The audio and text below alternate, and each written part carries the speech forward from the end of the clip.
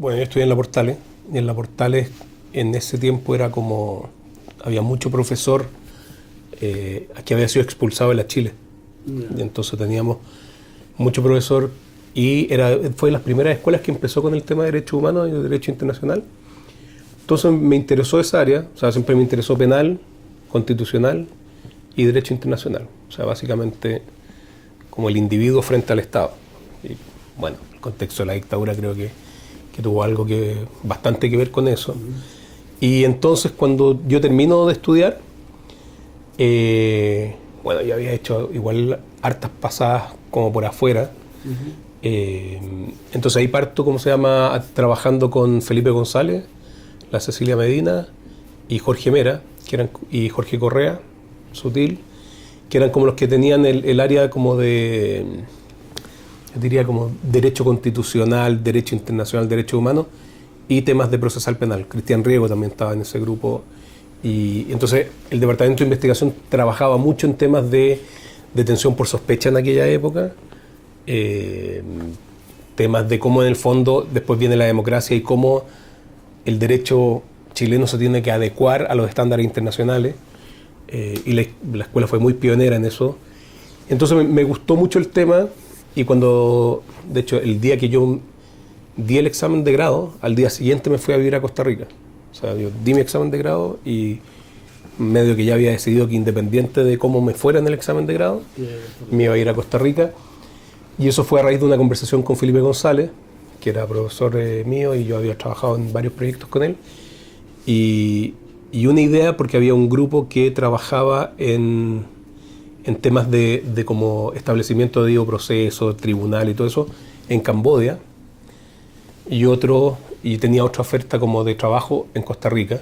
Y hablando con Felipe me dijo: Pancho, si te vayas a Camboya, te vayas a desconectar totalmente de la región, mejorándote a Costa Rica, trabajar con esta ONG que litigaba frente al sistema interamericano. Y ahí empezó todo. Y ahí yo llego a Costa Rica y me asignan México. La ONG me dice: ya, hazte cargo de México. Y mi primer viaje fue a México y nos reunimos con la comandancia zapatista, porque estábamos llevando un caso ante el sistema interamericano donde se habían ejecutado a miembros del zapatismo. Después me voy a trabajar al Instituto Interamericano de Derechos Humanos y ahí trabajo con Juan Méndez, que después es relator de Naciones Unidas contra la Tortura. Termino ese periodo en Costa Rica y me voy a estudiar a Estados Unidos. Me voy a estudiar a la Universidad de Columbia, en Nueva York, hago mi maestría. Y me quedo un año trabajando en Human Rights Watch. Y ahí el trabajo era básicamente jurisdicción universal, o sea, la persecución de Pinochet, y las experiencias que se podían sacar de esa experiencia de la persecución a Pinochet.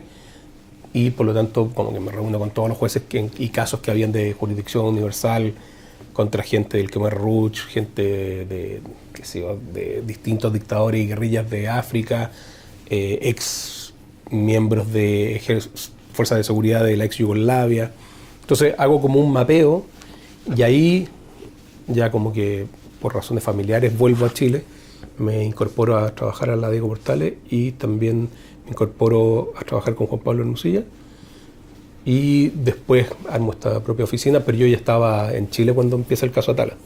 Entonces efectivamente como que ese caso acá fue más notorio, pero porque la gran parte de la primera carrera que yo había hecho era en tema de derechos humanos afuera. Yo te diría que hay dos casos que son bien relevantes para Chile anteriores al caso Atala. Uno es el tema de la última tentación de Cristo, que implica incluso una reforma constitucional, y otro es el caso de Palamara, que es sobre tema de justicia militar. Entonces, yo te diría que se sabía, pero esto era como en el fondo juzgar al Estado y sus estándares, y probablemente la gente que estaba en el gobierno no tenía tantas aprensiones con esos temas. O sea, se habían propuesto reformas a la justicia militar, no habían sido aceptadas por la derecha, se quería avanzar en temas de censura previa, pero había resistencia.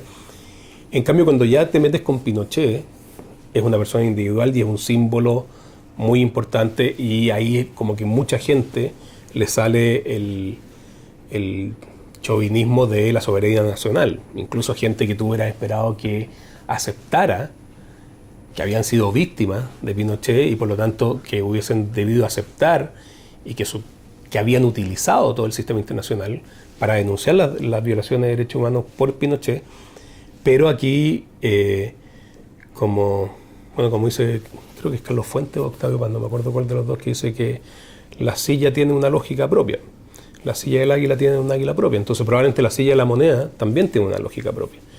Y cuando tú estás desde el poder, te sale el tema este de defender a ultranza una soberanía. O sea, si tú ves, por ejemplo, la discusión que se está dando ahora sobre la Comisión Interamericana, es bien paradójico, porque, y me parece bien que hayan evolucionado, pero hay muchas personas que están criticando la actitud del gobierno de Piñera que planteaban argumentos similares con el retorno a la democracia respecto al sistema, que Chile ya era una democracia, que en la región imperaban las democracias y que por lo tanto el sistema se tenía que preocupar más de educación en derechos humanos y promoción, más que en los casos individuales. Entonces yo no sé si es una convicción auténtica de creer en el sistema internacional o es la lógica de la silla y quien ocupe la silla en la moneda, y la lógica de la silla en la moneda tiene adscrita una visión de soberanía nacional muy fuerte. Y esta es una discusión que se da a nivel yo te diría, de comunidad de derechos humanos. Hay una visión que dice, no, si los juicios ya estaban andando, pero en realidad cuando se rompe la resistencia por parte del Poder Judicial y se empieza a procesar y a condenar, más allá de Pinochet, es con el retorno de Pinochet. O sea, fue la captura de Pinochet en Londres, en la clínica, justamente lo que genera que de alguna forma tengamos que mostrar que efectivamente los casos avanzan. Porque antes los casos no avanzaban. O sea, y eso es clarísimo.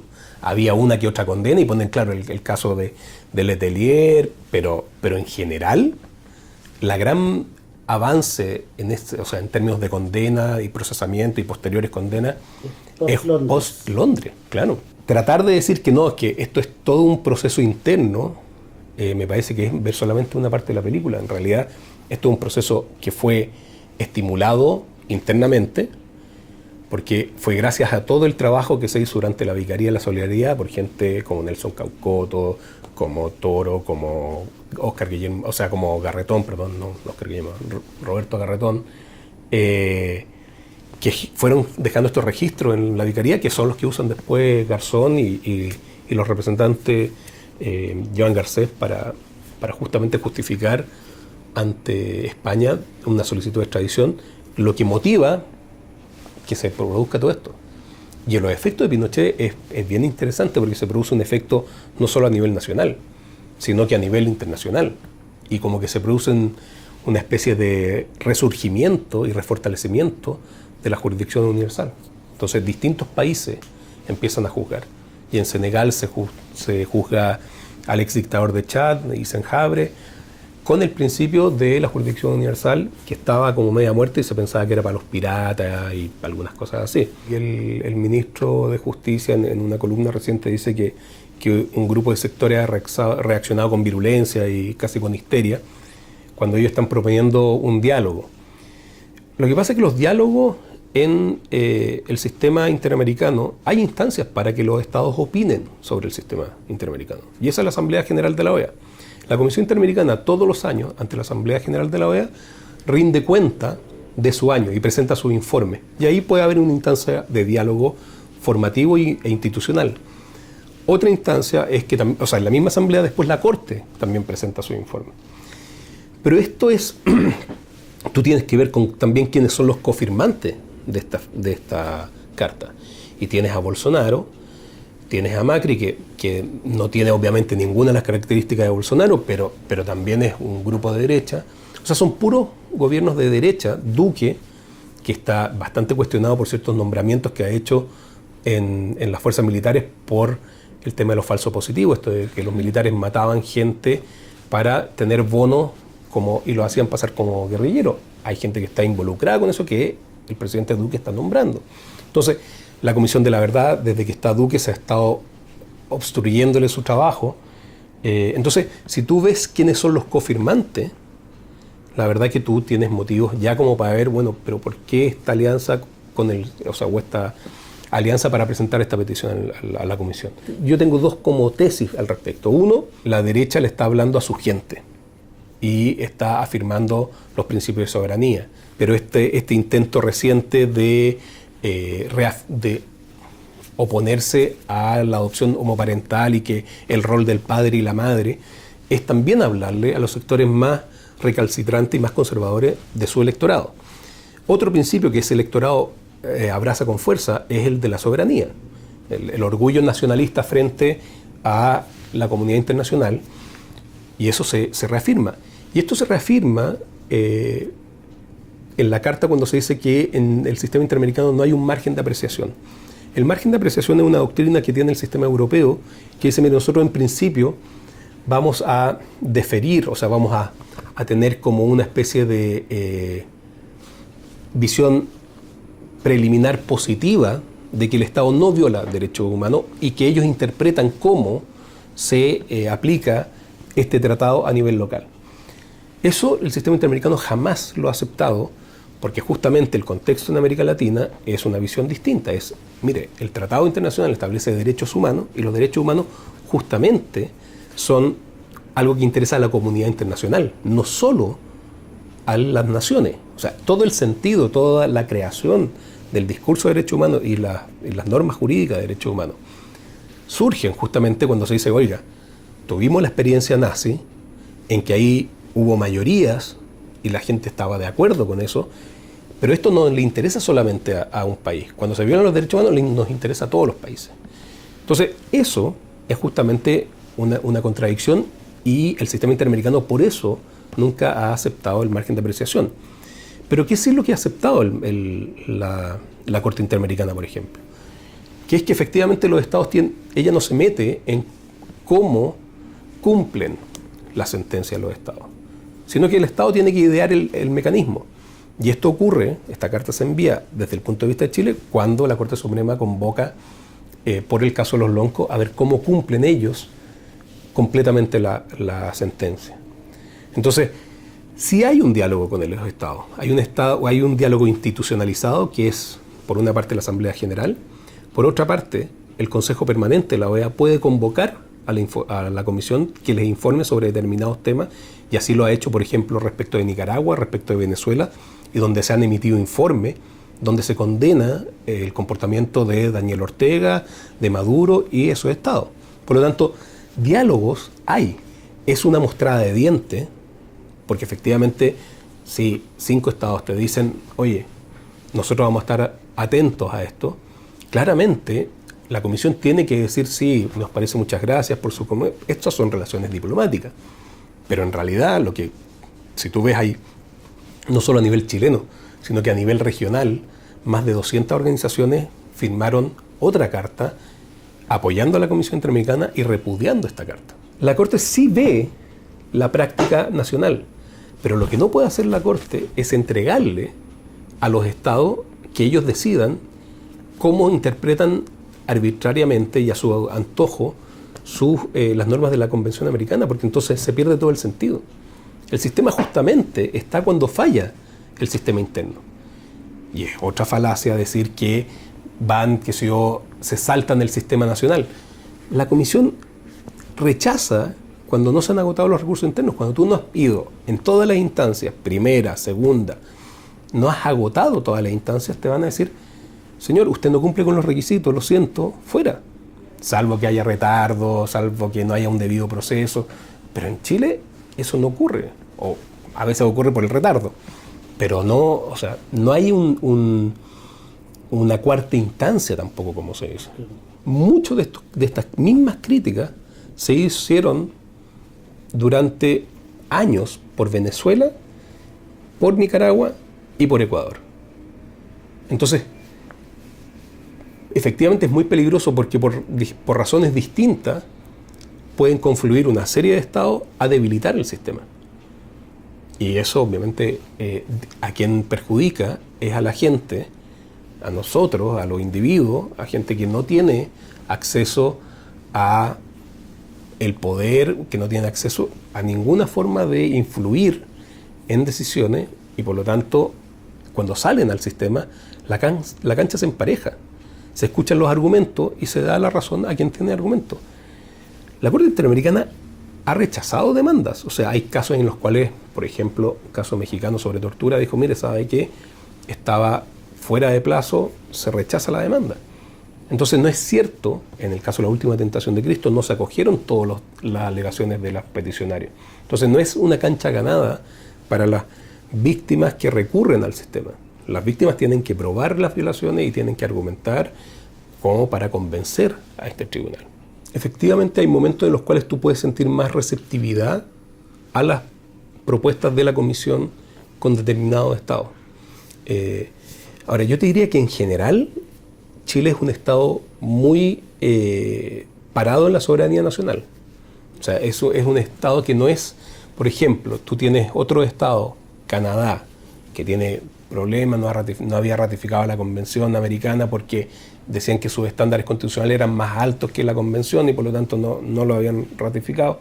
Pero es un estado que apoya, que financia y que es receptivo. Chile, yo te diría, por eso yo creo que hay una lógica como en la moneda de defensa de lo que se hace de Chile, aunque yo te diría que hay momentos en los cuales, claro, se allanan porque efectivamente consideran que hay una violación y la violación la ha cometido, por ejemplo, el Poder Judicial. Pero eso es más bien escaso. Entonces, efectivamente hay momentos en que tú dices, uno pensaría que hay como más sensibilidad hacia el tema de derechos humanos, pero como muchas veces lo que uno busca depende también como de los temas de derechos humanos. O sea, ¿qué temas estás tocando? Y en eso sí, efectivamente, hay visiones que se alinean más con otras que con otras. O sea, por ejemplo, bajo el gobierno de Bachelet se pudo llegar a una solución amistosa sobre el tema de matrimonio igualitario. Probablemente con este gobierno sería imposible, impensado. Y ese es uno de los temas que probablemente les preocupa y argumentan como que es una extracción o una extracción de la decisión por parte de la democracia. Y dicen, ustedes nos están imponiendo, nosotros tenemos nuestro ritmo y nosotros vamos a los ritmos que queremos. Pero si eso fuera así, por ejemplo, el sur de Estados Unidos hubieran tenido que esperar siglos para integrar. Entonces, el derecho y los derechos humanos funcionan justamente para que la gente pueda tener una vida digna y satisfactoria. Y eso significa que cada uno pueda tener eso. Entonces, pretender que todos estos temas sean decididos democráticamente, muchas veces entonces va a dejar fuera a los que no tienen capacidad de influir en las decisiones mayoritarias. Y eso es justamente lo que trata de proteger toda la estructura de derechos humanos, que esas personas, estos mínimos, no se les pasen a llevar. O sea, nosotros estábamos mucho más a la punta con la reforma procesal penal, que es lo que había dicho hasta ese momento la Corte Interamericana. Tenía como unos principios generales, pero no muy concretizados. En los temas como de matrimonio igualitario y orientación sexual, sí tiene una visión que se puede decir más progresista, pero que si tú ves es una visión apegada a lo que dice la Convención Americana. La Convención Americana prohíbe la discriminación arbitraria.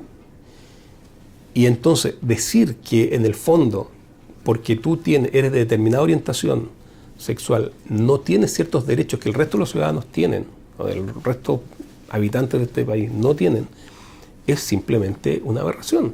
Entonces, más allá de lo que puedan plantear en términos de que se están extralimitando, que están yendo a temas como que no les corresponden, lo cierto es que esa es una interpretación que se hace desde el texto y desde, efectivamente, la evolución. Porque y aquí es donde yo creo que hay dos visiones que son radicalmente distintas, pero que también se dan a nivel nacional. Que si es que vamos a interpretar las normas como anquilosadas, o las vamos a ver que están vivas y en contexto de sociedad y por lo tanto se avanza. Y probablemente, insisto, o sea, en la Corte Suprema de Estados Unidos hubo un caso en que se consideró que un esclavo era propiedad y que por lo tanto se debía de restituir a su dueño cuando él se escapó. Con la misma Constitución, después se decide que se tienen que integrar los colegios en el sur. Por lo tanto, los derechos, justamente cuando tú empleas lenguaje y derecho, los dejas abiertos, y no como una regla que pones 1, 2, 3, es solamente esto. Los dejas abiertos porque la intención es que se pueda estar adaptando a la realidad social. Y eso es lo que hacen los intérpretes. En el caso Atala dijo, mire, los derechos que tienen las personas no pueden estar diferenciados por orientación sexual. O sea, yo no le puedo dar más derechos a los heterosexuales que a los homosexuales. Yo no le puedo dar más de... Y eso lo dice expresamente, dice, esto es una discriminación arbitraria. Y ese es el estado del derecho en este momento. Esa es la Convención Americana, porque el intérprete último de la Convención Americana es la Corte Interamericana. Y eso no hay lugar, o sea, eso no hay discusión posible. Por lo tanto, cuando se plantea una discriminación en cuanto a la adopción basada en orientación sexual, están yendo contra la Convención Americana.